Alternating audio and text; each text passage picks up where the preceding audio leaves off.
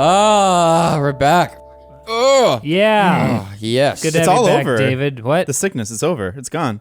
I'm back, so that's Or it's yeah, over, it's back. right? Yeah, COVID's it's done. David, I'm so glad you're back.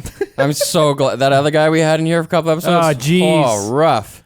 Who was that guy again? I don't know. I can't remember his name. Linux something. Torvalds? I don't know. Linux Torvald. David is back, everybody, but we're not letting up on our COVID preparedness. That's we have right. 2 barriers. I couldn't go and punch James in the face because I'm mad at something he said, even if I wanted to. Well, you could. Yeah. You'd have to smash through this glass. You're pretty dramatic. David, you must be excited because today we're talking about a Disney Pixar movie, Onward. Woo! This is a movie I wanted to talk about even before it came out. I was trying to get this one booked. I kept going, no. You didn't want to do this one? Not really. I mean, like, I am an adult. I have a kid. The kid is not at the age where she watches movies yet. She's only 9 months. I know there's going to be a time coming where there's going to be years where I have to just have Frozen on repeat. And I just want to have a little, like a hiatus. I want to be like celibate. It's not so from much kids movies right now. It's not so much that you don't like kids movies, it's that you're trying to prep for the coming apocalypse. That, plus I also haven't had the experience of watching a lot of these really highly rated, world-renowned kids movies like Lion King and stuff and Toy Story. I haven't really seen them as an adult. So I have the childhood nostalgia, but part of my brain's like, well, you were a kid, so those movies will suck when you're an adult. And I haven't, like, I know that David tells me he watches Moana and cries and stuff like Not that. Moana. And he's 30. That's Riley. That's me. Riley likes Moana. I love okay. Moana. It's okay. It's great. pretty good. You're like an aficionado of these things, though. I love Pixar movies. I think they're exemplary films in terms of like script writing, in terms of animation. They're pushing the industry forward. And they're actually, I think, better movies than what most live action movies are. You can expect a certain level of quality from a Pixar movie, and even the bad ones are way better than an average movie. Pixar like never lets me down in terms of like you expect it to be kind of like a silly kids movie, and then they come through with like deep themes and like amazing technical execution. Oh gosh, yeah. And, Do you think, obviously they're great animators, but do you think that the fact that it's animated makes it a little, that gives you some more freedom in terms of doing more takes? Maybe it's cheaper per minute. You have more freedom to change things and like polish things, whereas live action, it's like, well, we got 3 takes, that's all we have, and now we have to make it work in the edit. Yeah, I think there's certainly an element of rush in live action where like you have 3 months to shoot this movie, and that's that. Whereas in animation, you kind of can go back a step and redo some stuff or like make a whole new scene. And like there's no clear like we're doing this part, we're doing this part, we're doing this part. There is certainly like forward momentum. It's not like you're booking locations or flying people around the world, right? Yeah, Right. and you can kind of fix things way later. Whereas a live action movie, once it's shot, unless you're doing reshoots and we have it go so well. We have it here at the office even when sometimes there's a mistake in a video or a sponsor wants something else. And as a writer, the thing I always want to do is make it an audio pickup rather than a video pickup. I want to just get Linus to say something into a microphone in a room rather than having to get the cameras out and reshoot something. Totally. It's easier, like an order of magnitude easier. And so that's like all they're doing is just, if they have to reshoot something, just get Chris Pratt to come in to a sound booth, maybe not even locally. Maybe he just goes into a studio that he has at his own house. Totally. I think like James Earl Jones has that kind of setup going. Oh yeah. I know James Earl Jones has that. You been there? Oh yeah, he's got the best setup. What's his colloquial name? What do you call him when you go to his house? Judge. JJ. Judge. What's up, JJ? Let's do it. Okay, guys, let's focus on Onward here. David, your opinion matters the most. What's your rating out of 10? Pixar has once again conjured up movie magic, but this time it's more sleight of hand than pure wizardry. Oh. 7.8. 7.8. Can you give me a reference point for your other Jeez Pixar Louise. picks out of 10? I made a full ranking, and if you guys actually want to ever see this... Wait a second. When you say you made a full ranking, what do you mean? Every Pixar movie? Yeah, it's every Pixar movie with a score. He's showing me this giant list. The only thing that disappoints me about this is that it's in a Google Doc rather than a spreadsheet. But I mean, and then I have it like sectioned off into 9s, 8s.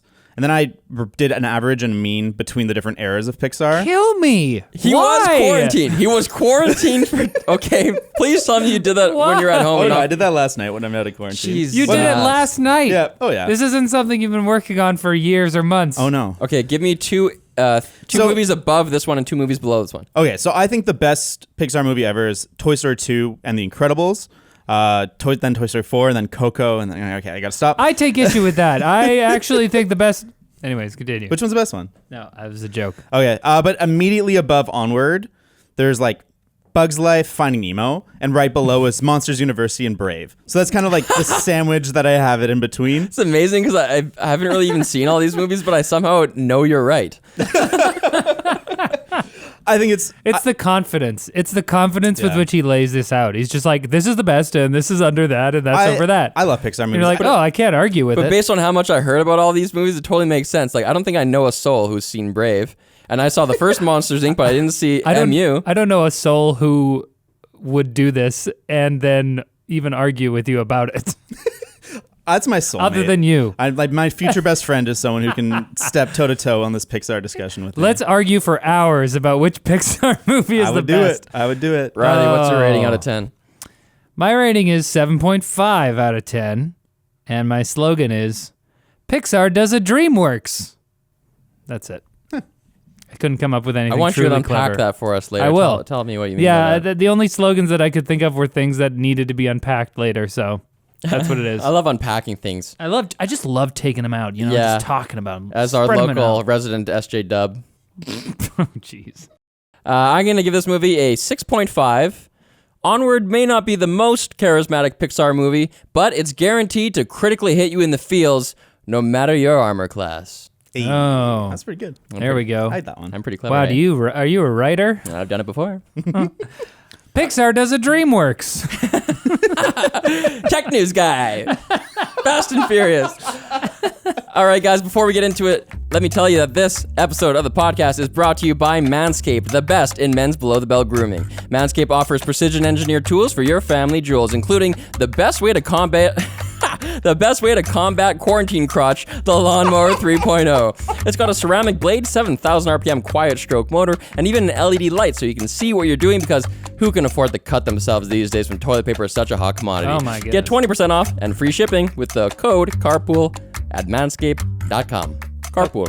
That is it. That was so topical. Well, we'll just get ready, because we're also brought to you by PIA, Private Internet Access. They help you hide your true IP address so you can bypass geo restrictions and censorship. You can connect up to 5 devices at once, which is crucial now that all those damn kids are back home. Ugh. It includes an internet kill switch if your VPN gets disconnected involuntarily, and it's available for Windows, Mac, Android, iOS, and even has a god dang Chrome extension. Wow. So check it out at lmg.gg/carpoolpia. Carpoolpia!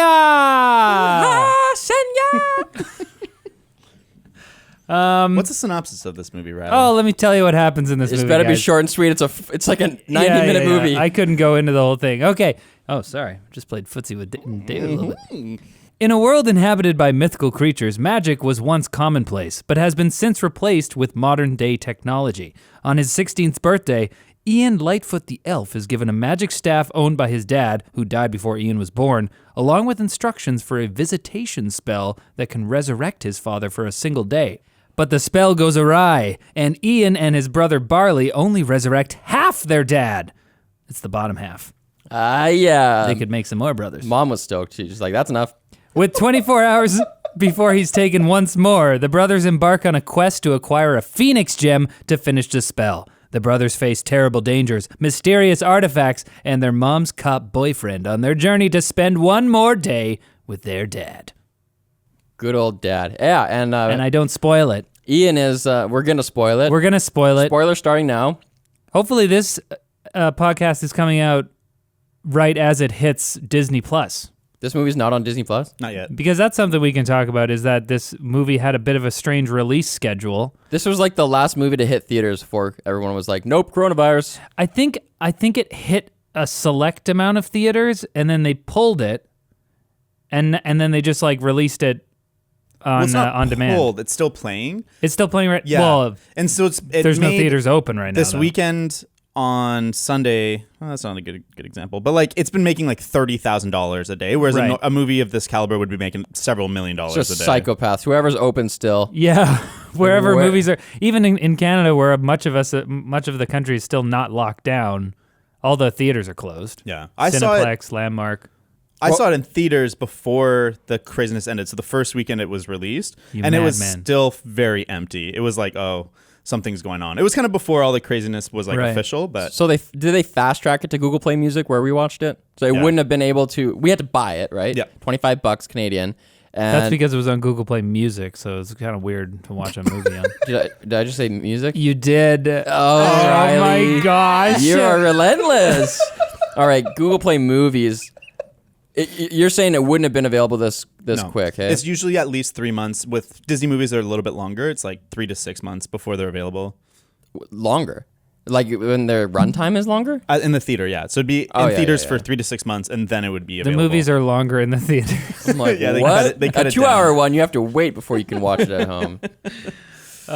Yeah, so that definitely affected. I wonder if that kind of like subconsciously affected people's reception of the movie or like opinion of the movie. That like, you know that it wasn't doing as well, partially because of this quarantine thing. And then you go to watch it and you're like, well, this probably isn't going to be a new classic because it didn't do so well. You know? I don't know. I think it already had other cards stacked against it. Like they're doing 2 movies this year. They don't usually do that, right? Oh, they've done 2 a years. Pixar sometimes. has? Yeah. But I think it's novel in that they're both new properties. I think most of the other times where they've done 2 a year, it's been a sequel. Totally. It's been a Cars movie and then a good one, or Good Dinosaur and a good one. They have like a TikTok cycle? Totally. Like Intel? Like you got the new good movie and then you've got like an okay It's not one. quite as drastic as like DreamWorks, but there's clearly one that they've invested into and one that is just the moneymaker. But there's definitely like, especially in recent times where there's like, okay, this is the sequel, this is the good one, this is the sequel, this is the good one. By the moneymaker, you mean a movie that won't be so good, but Cars 3 and Coco. So they came out they came out like 5 months apart. And Cars 3 is the moneymaker where they get to sell 10 billion in toys, and Coco is the one that wins the Oscar. Okay. Gotcha. And then so this year they've got Soul coming. Yes. Yeah, okay. Which is going to be the Oscar winner. Yeah. My prediction. Yeah, I think most people, the consensus is that one's going to be Even the trailer. Well, I guess you guys saw it at home. I saw it Onward first in the theater. Right. And so there's trailers, and there's a trailer for Soul, and my girlfriend next to me started crying during the trailer. So it's like, it's going to be more powerful than the movie. Yeah. And then the other crazy thing about the theater that is not talked about because it disappeared from theaters is the short film that plays before this film. 'Cause right. That's a tradition in Pixar films. Was a Simpsons short film. yeah, I've read that. And Yeah, I was really? confused. And you saw it. Yeah, I saw it. It was pretty good. It was a mostly silent film. It's Maggie, and she falls in love with a kid at the park. Was it 3D or regular Simpsons looking? It's regular Simpsons looking. I think it was 3D in like depth. I can't really remember, but it was just like planes. But it looks like Simpsons animation, but high quality modern Simpsons. And it was pretty good. It's weird having Simpsons be part of a Disney thing. Because Disney owns Fox who Yep. owns Simpsons. Yes. But overall, I was like, yeah, it's pretty good. It's pretty good. I'd be okay with more of these. That is weird. Yeah. You know what? There's even another layer to that, which is the main character in this movie, Ian, is voiced by Spider-Man. Yep. Another Disney thing. It's it's just everything is Disney. Well, it's Tom Holland and Chris Star-Lord. Pratt. Yeah, they're both Avengers. Julia Louis-Dreyfus is the mom. She's not in the Avengers. Not yet. Yeah, they'll bring her in. Somehow. She'll be some sort of government character. David is okay. So obviously it's Disney Pixar, but is there still a difference between like a pure Pixar movie and a Disney Pixar movie? Yes, for sure. It's a different. They share technologies, but they don't share staff in terms of like writing and creative. And they have a different studio. They have a different workflow. And I'd say in general, Pixar movies have still been superior to Disney movies. Disney movies have been good. Like they've gotten way better. There was an era of like really shitty Disney movies like Meet the Robinsons. Are you talking? You're talking primarily though about like 3D animated stuff, maybe? Yeah. Well, they've given up on hand drawn. Like Princess and the Frog, I really like, but most people don't really like. Mm-hmm. And there's kind of like Meet the Robinsons, the Sky's Falling, Chicken Little one, right? All those that are just like Man, Turbo. It's honestly kind of sad to see some Pixar movies come out that are not like complete bangers, you know? They haven't been, it makes me sad because I'm like, oh, what did Disney do to you, you know? That's been a You look at the kids on the playground, you're just like, you guys don't have childhoods. Now you know what it's like when I look at you. Well, okay, you'd never seen Raiders of the Lost Ark, dude. Come on. Whatever, at least I didn't share a bedroom. There was an era right when Disney bought Pixar. I don't know that you did. I definitely did. Well, so did I. Four boys. There was an era when Disney first bought Pixar where movies were still excellent. It was kind of a golden-ish age where like like they bought them right after The Incredibles, I believe, and so there was like Ratatouille, WALL-E, and Up, and Toy Story 3 was kind of like the first era of movies after Cars, where Disney had bought them. But those movies were already in development. Like WALL-E, like there's a clip that played, I don't know, 10 years ago that was explaining like most of the Pixar first 10 movies were all pitched or like all came up with in one lunch meeting. They were just like the main creative heads kind of pitched all these ideas for Toy Story, WALL-E, like Monsters Inc., all these things in one meeting. They came up with That's insane. That's crazy. absolutely the thing of insane. legend. Oh, absolutely. What a lunch meeting. Crazy. Yeah. What are they having? What do you think they are eating that? What is in the water? Oh, I want to know. Man, some good shawarma. Man, that would be a good self-help book. What champions eat for pro meetings. But then they went through a period of rough times. A dark age? Yeah, where like it was like Braves and Cars 2 and Good Dinosaur. But then they kind of got their footing again, like Inside Out. Even Cars 3 is okay, but Coco, I think, was the step up. And since then, all of them have been good to pretty good, and Onward's kind of the one exception of this trend back up. But it's still pretty good. I think it's still pretty good. This is hilarious to me that it just speaks to how kind of meh this movie. The movie isn't meh, obviously, it's fine, but like I definitely felt especially in the first half, that it was kind of meh. And the fact that we haven't even started talking about the movie yet. We're still talking about the situation surrounding it. Yeah. I will say, you say that this is like a DreamWorks movie, but I think that's still better. A DreamWorks movie is very simple in its need to like personify the conflict, and like it needs to be very clear for kids. And this movie takes a more ambiguous approach where there's no villain, there's no antagonist. It's PvE, totally. player versus environment. It's hard to do that, and they don't fully succeed in this. Where the conflict is a little bit there's a bit of struggle with this movie for not having a person to fight against. It's just these two brothers on a quest. And because of the thematic they chose, some of the things you think are emotional payoffs aren't emotional payoffs. And I like that they tried to go for a mature approach with the theme of it's not that he's going to get his dad back. Yeah. Is that his father figure was always there, was his brother. I think that's a beautiful theme. I got goosebumps. Good. I got goosebumps just talking about it. I was crying, dude. It's beautiful. I was crying. I was on the edge. I was very on the edge. Yeah. The movie I thought was at the beginning. I mean, I wasn't like crying. I wasn't like sobbing, but like my eyes were wet. Oh yeah. Same. Yeah. And I was like not that into it, especially at the beginning. Like every beat that they hit for jokes. Overall, the jokes are pretty weak in this movie. I only chuckled a couple times. Yeah. But everything that they did, like 2 to 3 seconds before it happened, I knew it was going to happen. For sure. You know, like this. Oh, of course they're going to say this now. And then the only thing that caught me off guard is when he starts casting the spell and his dad indeed is coming back. And I hadn't seen the trailer or anything. And then only the feet are there. And then the dad's foot like comes out and taps his son and like finds his boys. And then like he's actually there and he's connecting with them. I was like, wow, that was unexpected and very touching. Oh, okay. I was emotionally invested at literally that point. touching. I really like the idea of it being the bottom half, but I think they should have had some kind of thing where the dad could hear the kids, because I feel like it felt a little bit lesser because like they can't really communicate. Underutilized. Underutilized. And absolutely. It was kind of confusing because they established in the beginning that he can't hear them, but then at various points in the movie, it was clearly reacting to things that they're doing and stuff. So I want to clarify what I said about the DreamWorks thing.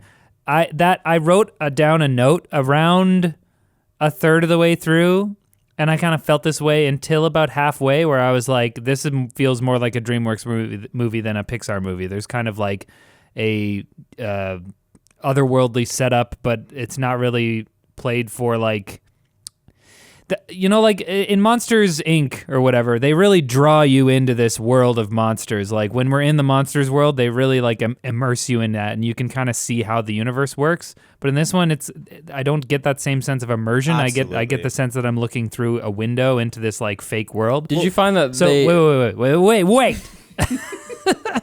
So I felt that it was a DreamWorks movie up until about halfway through, when they start kind of paying off on these emotional stakes, where we're like, oh, okay, this is what's actually important in the movie.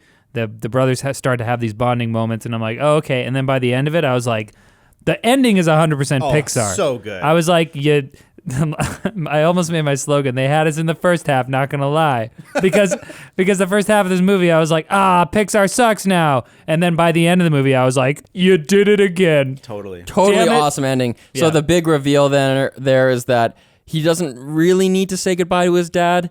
He's not getting the chance physically. He's fighting this dragon, and he's physically separated by some distance from his dad, but it's okay because he realizes that it's his brother who needs to say goodbye to his dad because his brother failed to say goodbye before because he didn't want to see his dad looking like crap right before on his deathbed. And he also had the experience of having a father-like figure in his older brother, and that totally caught me off guard. I didn't see that coming, and it was so beautiful and awesome. And then also it just made screenplay sense because no meeting with a father when they talk to him would be satisfying. Exactly. It would come off weird.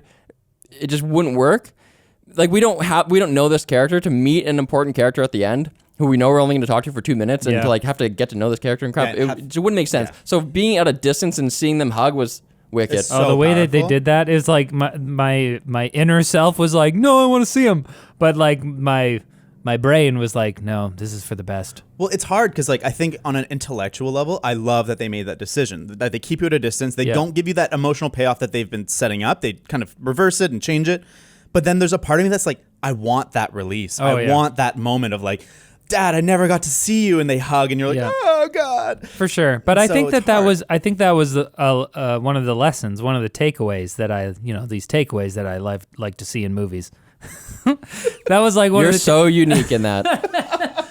There's one of the takeaways that I loved was that like we don't always get what we want, and we don't always know what we need to get. Oh, absolutely. Do you think that feeds into his character arc too? It's like he's trying to be bold, he's trying to be like his father, and he kind of, this is a mature stance that he's taking, right? Right. No, absolutely. Like I think that he thought that what he was lacking was a father, but he didn't really realize that he had a father figure already. So like the movie spends a lot of time with Ian kind of being like, I need to meet my dad. I never got to meet my dad. That's wrong. But the only part of what makes that such a gap in his life is his own importance that he's placing on lacking a dad. When he could have been like, I don't need a dad. Totally. I have a father figure. I have a family. I have a really cool mom. Yeah.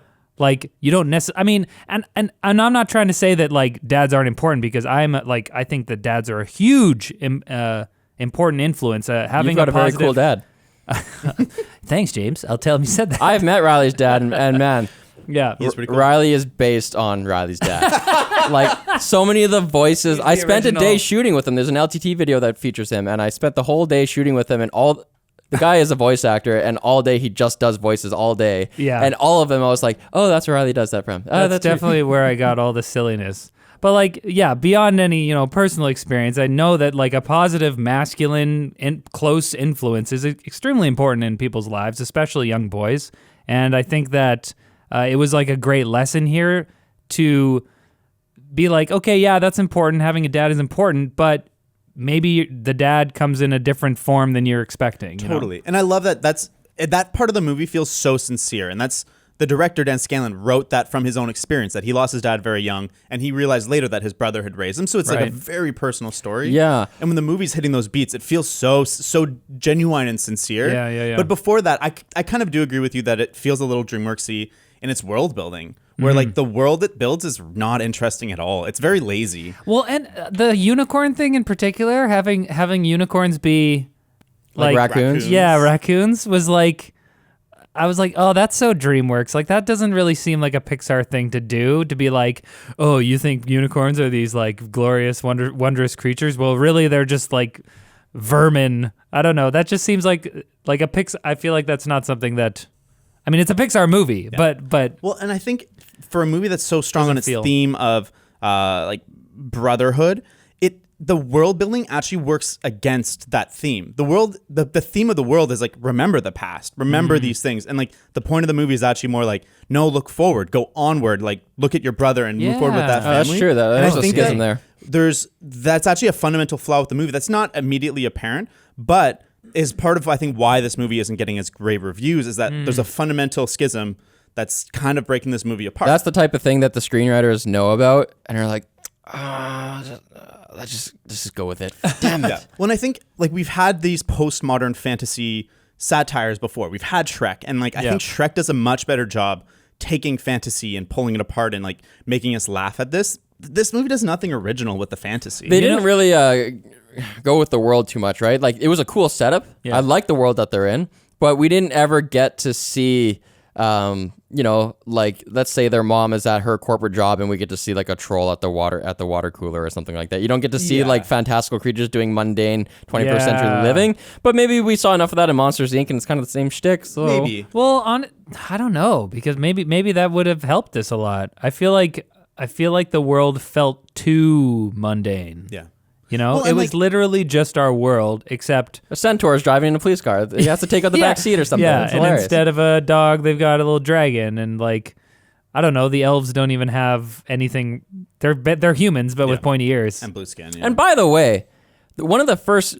Okay, first of all, I think that's really cool that all the kind of lore and history you learn about the father ends up having to be about his feet. Like the fact that he's like, he wore purple socks to work sometimes. What a guy. That's funny. Oh, his son used to beat this little rhythm onto his feet. And then when he gets manifest as only feet, all these little character traits are still relevant. So that was really neat. Right. A very nice bow on that. It was cool. But as soon as they said he was quirky, he wore purple socks, I was like, wait a second. You guys have blue skin. That's probably like such a normal color to wear. That is like the most natural color choice. Yeah. Doesn't make any sense. Wait, blue and purple? It goes great. What are you talking about? Sully. He's blue and purple. I guess so. Yeah. Thank you, David. Think about it again. I got you. I don't know. Yeah, I feel like there's a few jokes in this movie that are kind of lame. Like they set up the half dad and they give him a top half of like clothes and pillows or whatever, so that it's like a floppy That was half funny. dad. But they stole an exact joke from Ratatouille where he's got the sunglasses on and then there's someone talking to him and then he flops over and gives like a sarcastic look just because of the body language. And the people are like, hey, don't do that. But I'm like, that is the exact joke, like shot for shot, beat for beat from Ratatouille. And I was like, is this kind of like this whole movie is just recycled jokes or recycled thoughts? It did. Yeah. I mean, it did just lack a lot of, I honestly like, I was engaged by the premise the whole time, but there were definitely points at which I was kind of like, all right, when are we going to get to the In the middle. part? In the middle Yeah. when they were following the ravens pointing, that's when I was like, okay, guys. Oh, really? See, I think once it's like, I like that part. more full fantasy, I'm way more into Yeah. it. I want like the sequel to this be like a full fantasy prequel, like set 1,000 years ago when it's like full magic world. Because I think like you think of the climax, him fighting the dragon was actually friggin' sweet. Yo, that Also, was funniest sick. part. Yeah. Funniest part too. Yeah. And that dragon mask. I'm like, why do they keep showing this mask on the school? They keep showing it. It's gonna be significant in some way. And then it becomes the face of the dragon. I laughed out Paid loud. off. But then every spell he uses is something you've seen in the movie, but he weaponizes it, and then it's I love like it. really cool. And like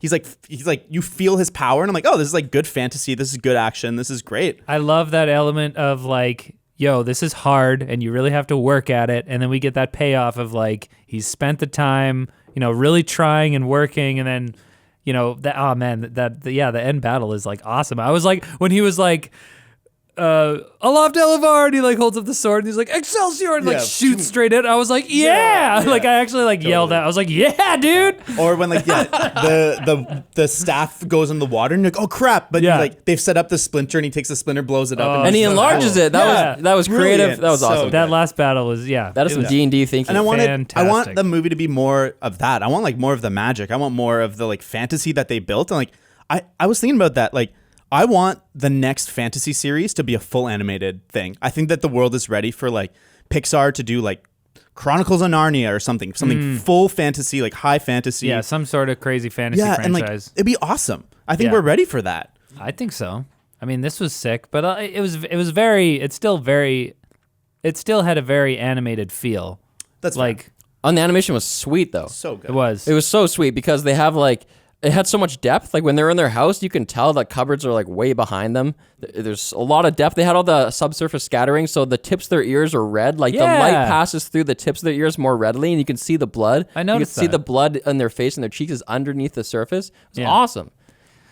They totally have power to choose now exactly what elements they want to be photorealistic and what they want to stylize. And there's Right. like no, and as long as the stylistic elements have a strong character to them, there's no uncanny valley anymore.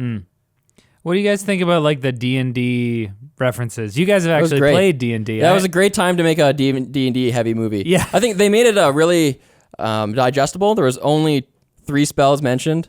right. Each Oh, what? spell, Really? Yeah, well, they did the Aloft Elevar thing, which, by the way, hailed my Google Assistant when he was practicing it. I don't know why. I swear you have the worst luck with Google Assistant. You like always complain about it not hearing things or.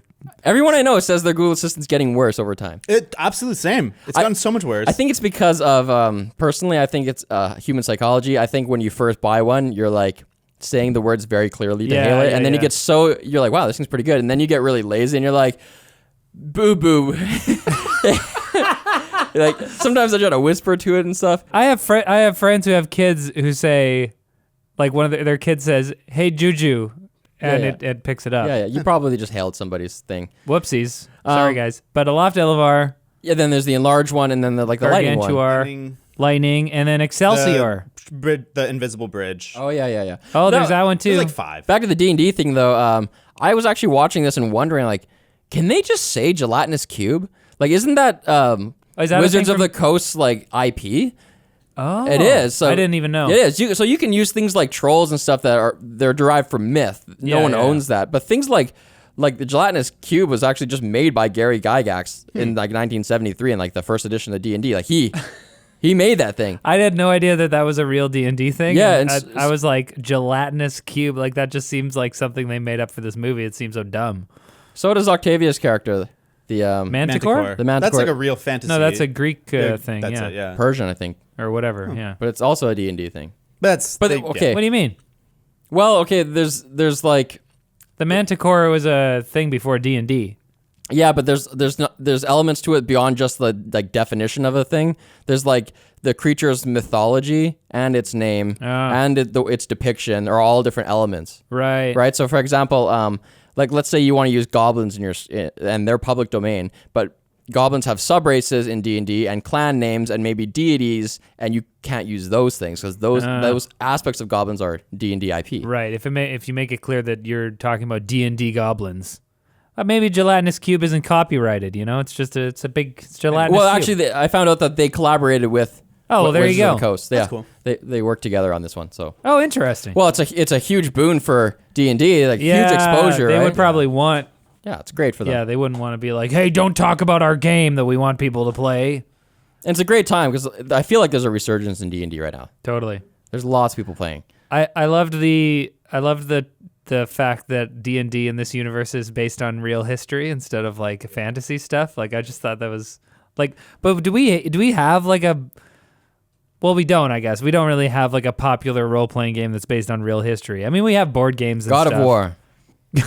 Yeah, totally. There's board games that are good, like Twilight Struggle. It's Right. like a Cold War game that's awesome. But it's funny that in this universe they have D&D and there's magic and spells and stuff, but that's all based on real magic and spells in the real universe. But nobody contemporarily gives it any credence. Right. It's just like Star Wars, actually. Well, but that that's- old religion, the Force is a hoax. But that's what sucks. But that's weird is that people do believe in magic in this world. Like they know that magic existed, but no one really bothers to do it because it's too hard. What's the thing? It's like those Facebook posts you see going around that's like, why didn't I learn how to do my taxes in high school, but I know Pythagorean theorem? Ah. I hate those posts. Oh. They're so stupid. Well, I relate. I hate those posts. I'm like, I wish I buddy, learned how to do taxes in school. Whoever shared, well, you can learn how to do taxes in a day. You just Google the stuff. There's a couple check boxes. Whoever's sharing that post. I'm talking about personal finances, but continue.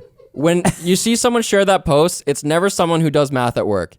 Because people who do, like people who are professional engineers, you really want those people learning Pythagorean theorem in first year university, you like 5 years later. Like you want them to learn the hard math that late in life? That would be That's a little stupid. it'd be a little scary if you had an engineer who like was like, what's the Pythagorean theory again? A, Blah, blah, blah. B, Yeah. square. A, B, C, D? Times 2. Yeah. E, F, G?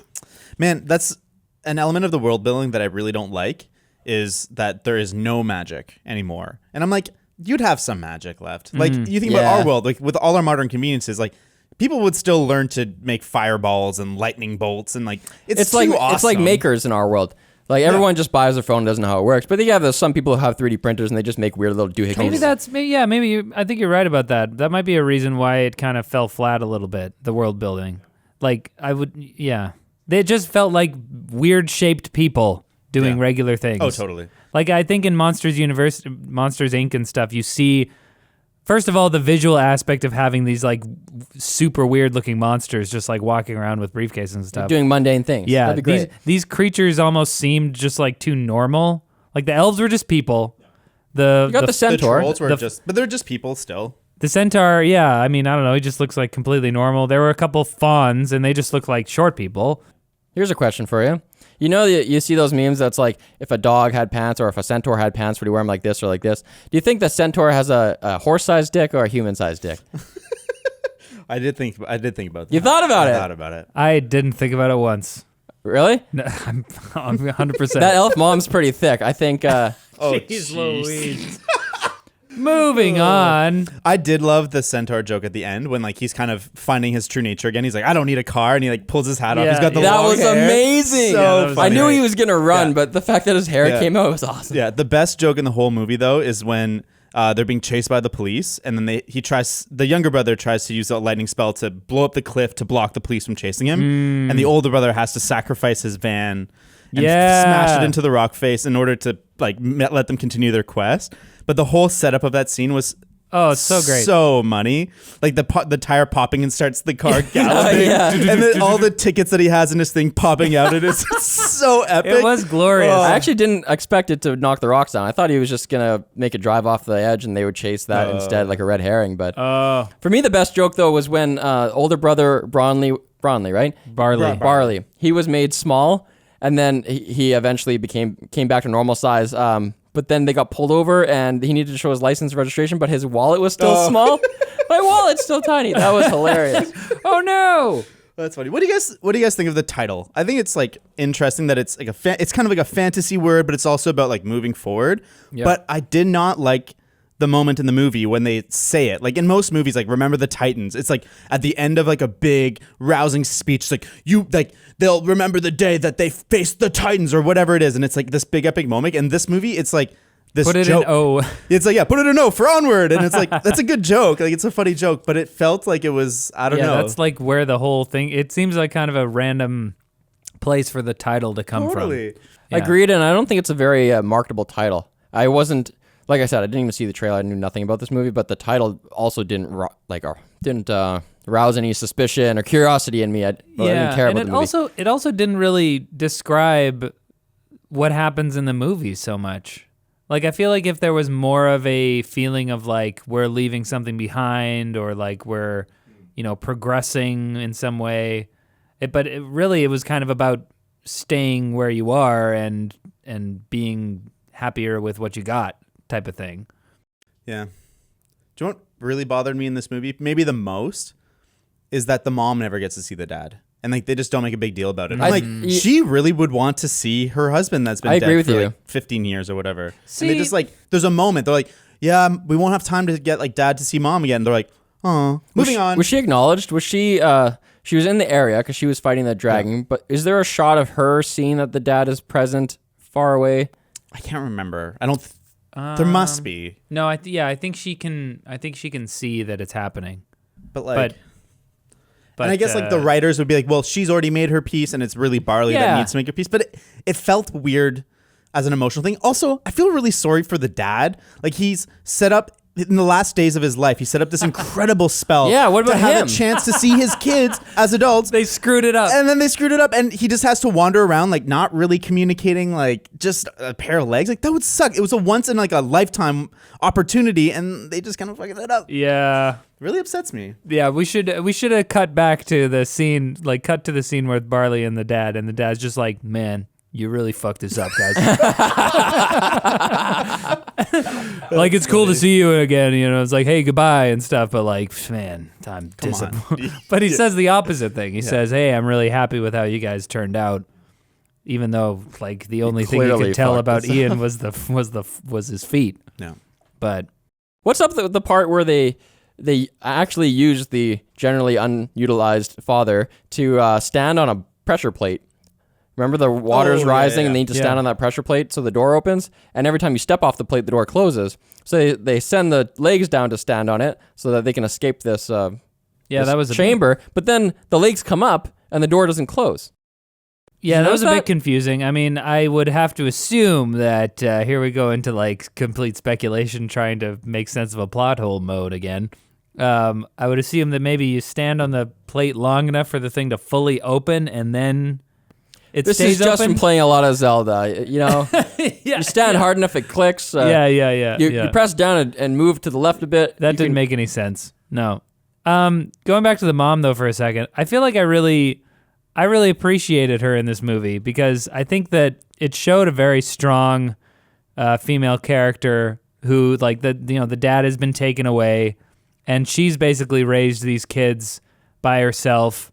There's Colt Bronco, her new boyfriend, in the picture, but obviously they're not getting a lot from him, or they don't want to anyways. Well, she is. We've already established. Yeah. You made me lost my point because now I'm thinking of horse penis.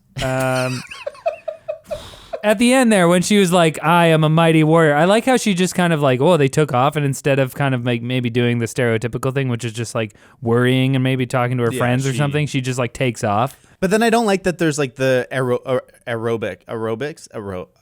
The aerobic sound? Yeah.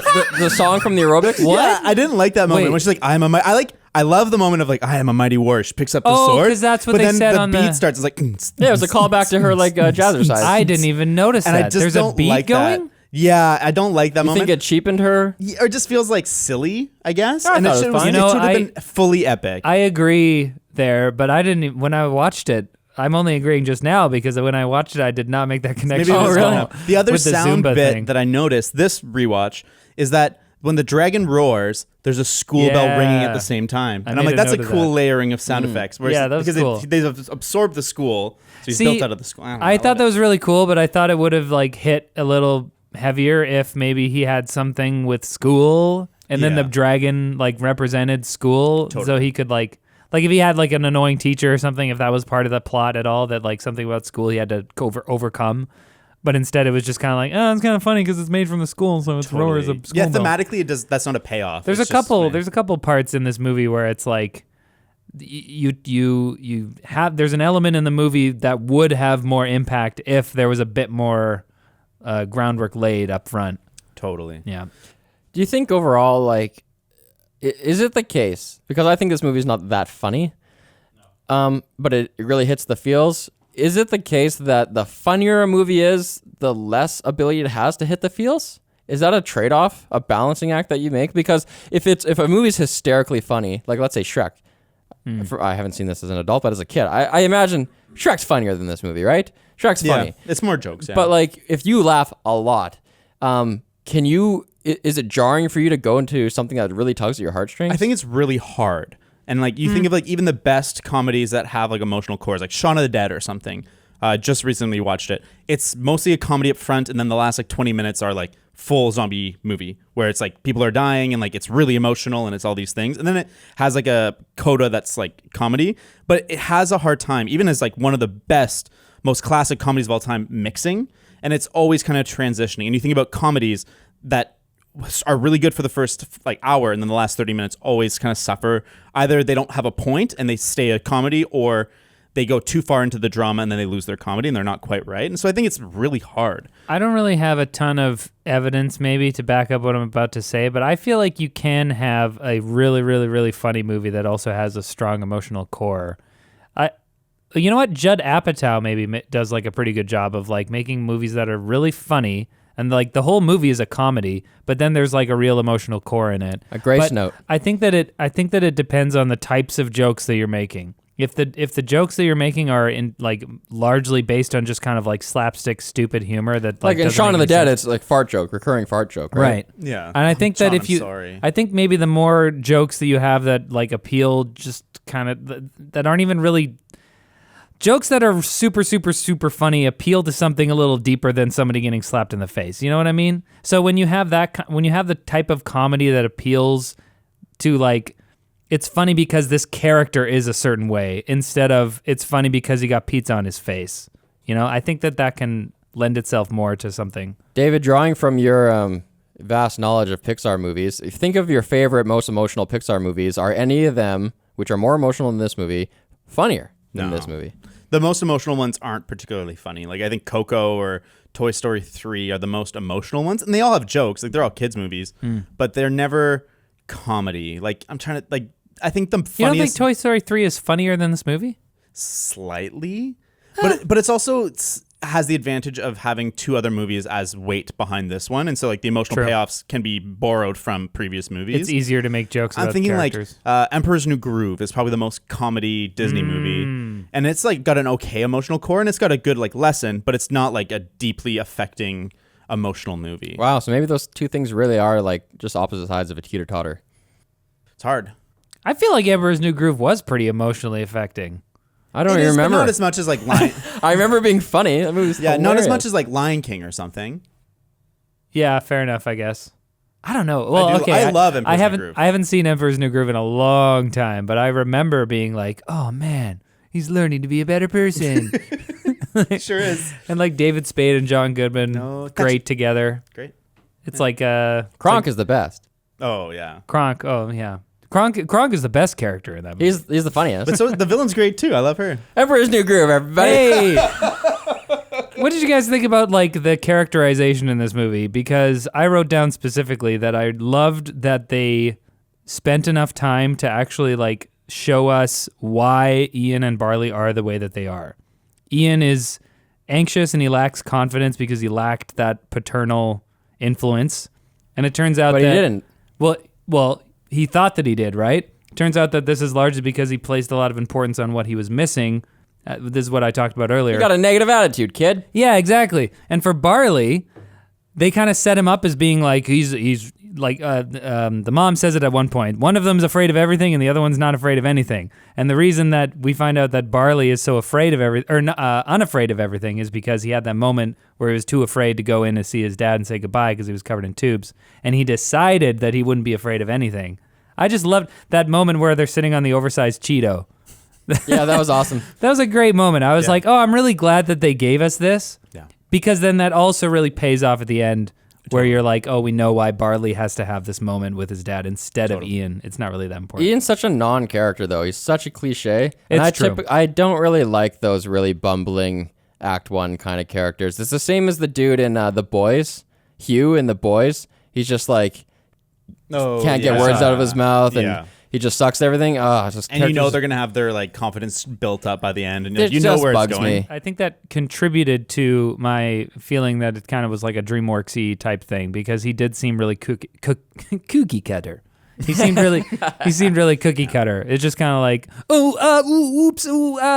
I'm scared of being embarrassed in front of my friends. No, A total waste of Tom Holland. It could have been anybody. Yeah. I mean, he's very pretty good. good. Tom Holland's pretty good at just being that like, I'm just trying to be a good guy.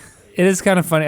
I was like, oh, who wrote this movie? And I went and looked it up, and it's like written by Dan Scanlon, and also this guy, and also There's this like guy. 7 or 8 people on the screenplay. It's like crazy. written by Dan Scanlon and Disney Committee. Like, Well, they make their movies like companies make products. It's not just an auteur director. Yeah. It's like they have this team of people. They all have the role. They know how to do it. They've done it before. Yeah. Yeah. And I like the way that they do that. I don't want them to do it differently. Make good movies. But now maybe there was the Pixar. It was a tight team. It was the hive mind operating at peak capacity. But now Disney kind of is like, oh, and also do this, and also make sure you do this, and put the Avengers in it. Yeah, and there's going to be a series. But as slightly unsatisfied as I was with this movie, I do want a sequel. Yeah. I want there to be a sequel, and like what you were Upward. describing. The sci-fi one. Backward. Yeah. Hey, what did you think of that little? They snuck it in there. That one gay character in the movie. Oh yeah, the cop. The cop making reference to having oh, a my girlfriend. girlfriend's daughter makes me pull my hair out. Is that the first gay Disney character? I'm not sure. Maybe. It was good. maybe. Great. Let's normalize it. For my part, it was appreciated but kind of tokenistic. Yeah. Also, do you think it's I don't know. It depends how woke you are, but do you think it's a good thing or a bad thing that character happened to be a cop, which is kind of like a trope, you know what I mean? Like masculine. A really like a butch lesbian rather than just like. I don't want to analyze this too much for fear of being called an SJW. You're such an analyzer. You're always just analyzing. No, I mean honestly, what can we really say about it though? You know, we're 3 straight white guys. Yeah.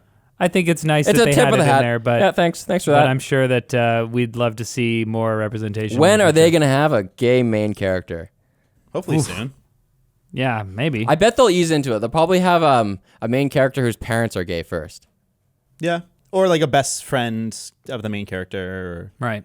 Although this one, just with the tiny mention in this one, it got banned in a number of No way! I didn't know that. Middle Eastern countries, and I think Russia changed the line to be like my partner's daughter. Oh my god! These Yeah. countries. So I mean, as long as there's, I think it's still going to be hard as long as there's a financial disincentive to do so. That's fair. Well, it really just depends what China wants. Yeah. Right. China, I think they. Does China care about that? They just like famously don't have a policy. Right. I think that's my understanding. But then last time I looked. culturally, it's not so. Who knows? I don't know. I'm not going to speak about it. So do you think you're more likely to want to watch a Pixar movie after watching this one, or less likely? I mean, it was good. I watched it until the end. Okay, until the end. The end gave it like an extra 0.5 on my scale. Up Give like an the extra first point. the first 3 quarters of the movie, I was kind of like, I don't hate this, but I'd rather watch something else. Right. The last quarter in particular is like, okay, this is a Pixar movie. That's like their bread and butter. It's like their mission statement is like, Pixar, we make movies that you don't feel like you wasted your money on when you take your kids to them. Totally. Like, Yeah, you get to. Dad, I want to see this movie. You're like, yeah, fine. It's not going to suck. Yeah. Yeah. Well, what are we gonna do next week, guys? Wait. What was the question you asked him? Is it more likely to make you want to watch another Pixar movie?